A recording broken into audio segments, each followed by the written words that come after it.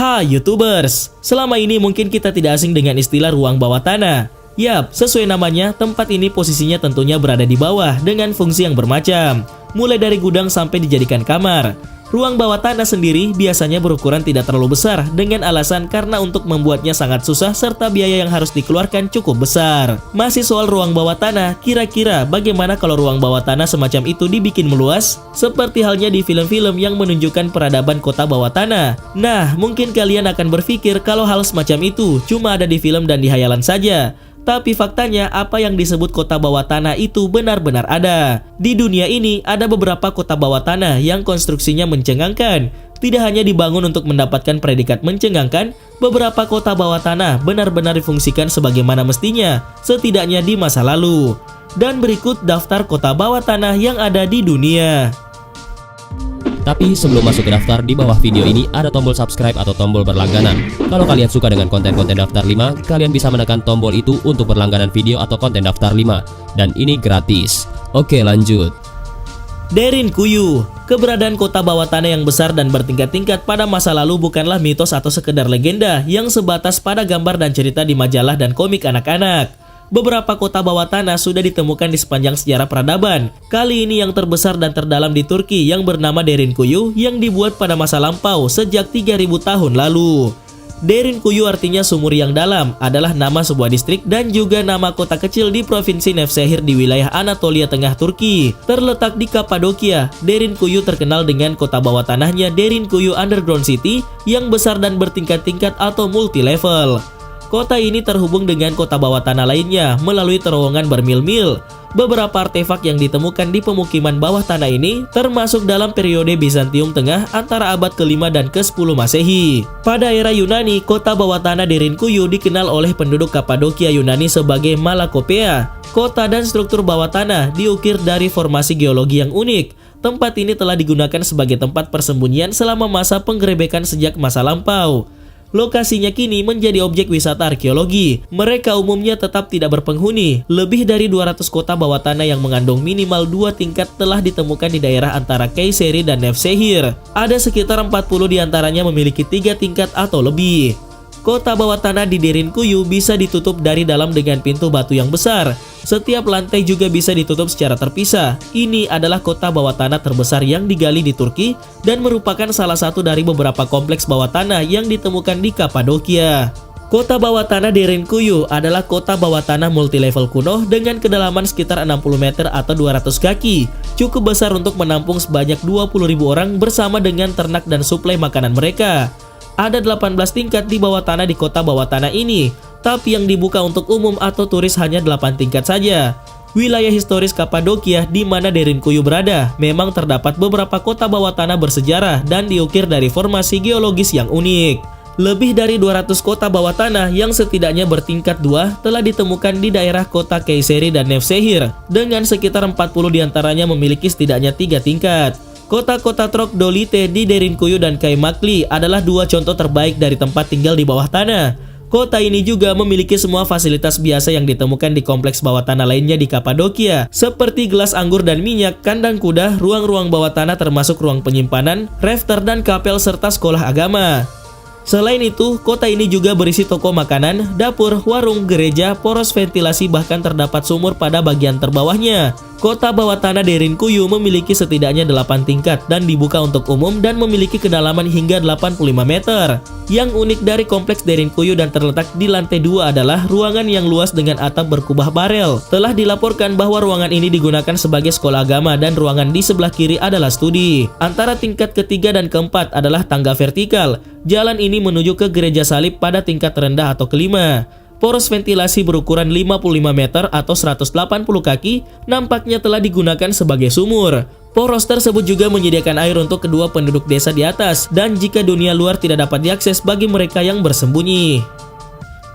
City of Caves. City of Caves adalah salah satu kota bawah tanah yang juga unik di dunia. Lokasinya ada di Inggris Leboh, tepatnya adalah di kota Nottingham. Hal yang membuat unik dari kota bawah tanah ini adalah akses masuknya.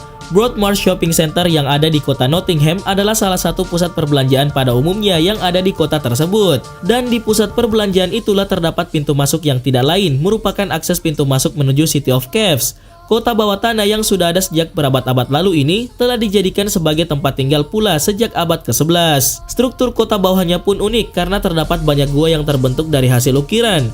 Pada masa dulu, selain sebagai tempat tinggal, City of Caves juga dijadikan tempat perlindungan jika ada serangan bom, serangan udara, dan lain sebagainya. Sementara sejak tahun 2004, City of Caves sendiri telah dibuka untuk umum dan bagi wisatawan yang ingin masuk ke dalamnya wajib untuk membeli tiket. Saking uniknya kota bawah tanah ini, para ahli sejarah masih meyakini bahwa banyak kemungkinan terdapat gua-gua yang belum ditemukan di sekitaran City of Caves tersebut, sehingga para arkeolog sampai saat ini masih terus menggali dengan harapan akan menemukan gua baru. Tambang garam Wieliczka. Masih di wilayah benua Eropa, kota bawah tanah unik lainnya adalah sebuah tambang garam yang ada di kota Wieliczka, salah satu kota metropolitan yang ada di negara Polandia. Tambang garam ini telah ada sejak abad ke-13 dan disebut sebagai tambang garam tertua yang ada di dunia. Panjangnya mencapai 3,2 km, akan tetapi hanya sebagian kecil dari wilayahnya yang diperbolehkan untuk dikunjungi wisatawan. Tambang garam Wieliczka memang salah satu kota bawah tanah yang tidak hanya unik, namun juga indah di dunia.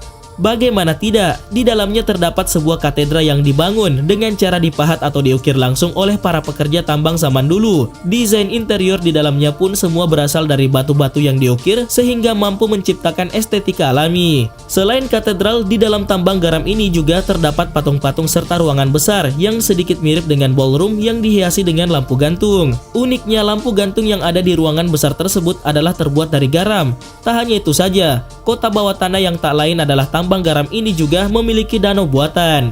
Karena keunikan dan usianya yang berabad-abad ini jugalah tambang garam Wieliczka dimasukkan dalam situs warisan dunia UNESCO pada tahun 1978.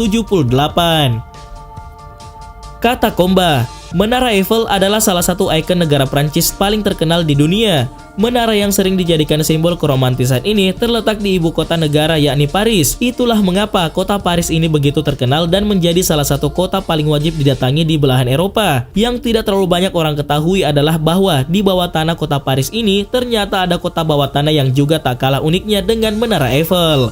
Kota bawah tanah tersebut adalah Catacombes de Paris atau Katakomba. Lokasinya tepat berada di sebelah selatan pusat kota Paris. Sebenarnya Katakomba sendiri bukanlah kota bawah tanah yang ditinggali oleh penduduk setempat. Sebaliknya, Katakomba adalah kota bawah tanah yang didiami oleh sekitar 6 juta jenazah. Artinya kota ini adalah tempat pemakaman. Salah satu alasan mengapa di kota Paris tidak banyak gedung-gedung tinggi ialah karena terdapat Katakomba di bawah tanahnya. Struktur kota bawah tanah ini adalah terdiri dari terowongan-terowongan juga gua-gua.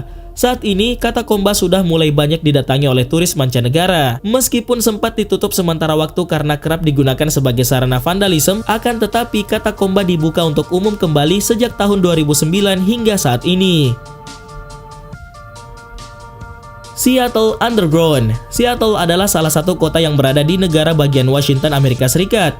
Kota ini merupakan kota paling besar yang berada di wilayah timur Laut Pasifik Amerika Serikat. Dari kota ini jugalah jaringan kedai kopi Starbucks berasal. Kota Seattle pernah mengalami musibah kebakaran yang cukup besar di tahun 1889. Kota tersebut diluluhlantahkan oleh api yang begitu besar sehingga hampir semua bangunan hancur. Hal itulah yang membuat para penduduknya berinisiatif untuk membangun sebuah kota baru di bawah tanah kota Seattle itu sendiri. Dari peristiwa itulah cikal bakal adanya Seattle Underground. Dibangun pada tahun 1889, Seattle Underground saat ini hanya menjadi tempat wisata bagi para turis lokal maupun asing. Namun keunikannya tak bisa dielak lagi. Seattle Underground masih tampak seperti kota hidup karena bangunan-bangunan tua seperti tempat hunian, pertokoan, bahkan bank juga masih ada dan cukup terawat meski hanya sisa bangunannya saja. Bangunan yang ada di kota bawah tanah ini paling banyak dibuat dari kayu dan mungkin karena itulah beberapa bangunan tampak sudah lapuk. Akan tetapi Seattle Underground masih menjadi alternatif wisatawan yang berkunjung ke kota Seattle. Coober Pedy. Siapa bilang kota bawah tanah hanya didominasi di daerah Amerika dan Eropa saja? Nyatanya tak demikian. Coober Pedy lah buktinya, sebuah kota bawah terkenal yang ada di negara bagian Australia Selatan, tepatnya sekitar 850 km bagian utara ibu kota Adelaide. Kota bawah tanah ini begitu menarik perhatian karena sebenarnya merupakan tambang opal terbesar di dunia. Opal sendiri adalah salah satu jenis batu mulia paling mahal yang ada di dunia. Uniknya, Coober Pedy ini hingga saat ini masih dihuni oleh kurang lebih 3.000 penduduk di dalamnya. Yap, Coober Pedy memang diduga sebagai satu-satunya kota bawah tanah yang masih hidup saat ini. Tambang opal sendiri di tempat tersebut telah digali sejak tahun 1915 dan yang menemukan tempat tersebut pertama kali adalah Willie Hutchison. Kota bawah tanah Coober Pedy ini terkenal karena memiliki cuaca yang cukup ekstrim. Pada saat musim dingin, cuaca dingin selalu ekstrim, begitu juga saat musim panas, suhu panas pun sangat ekstrim, yakni sekitar 40 derajat Celcius. Wisatawan yang datang akan terhibur dan akan dibuat takjub karena di dalam Coober Pedy terdapat rumah, restoran, pertokoan, dan bahkan hotel yang bisa dibuat menginap. Matmata. Hingga kini banyak kelompok masyarakat di seluruh dunia yang secara tradisional masih tinggal di gua, terutama mereka yang berdomisili di daerah beriklim panas untuk menghindari sengatan suhu tinggi. Salah satunya adalah bangsa Berber di Matmata, sebuah kota kecil di selatan Tunisia, Afrika Utara. Bedanya, tidak seperti kebanyakan tempat tinggal bawah tanah, rumah di Matmata tidak dibangun di sisi pegunungan. Sebagai gantinya, pemukiman diciptakan dengan menggali lubang besar di tanah, kemudian sekitar sisi gua digali untuk dijadikan ruangan. Lubang terbuka berfungsi sebagai halaman, dan kadang-kadang terhubung ke halaman lainnya melalui lorong seperti parit yang membentuk labirin bawah tanah yang besar.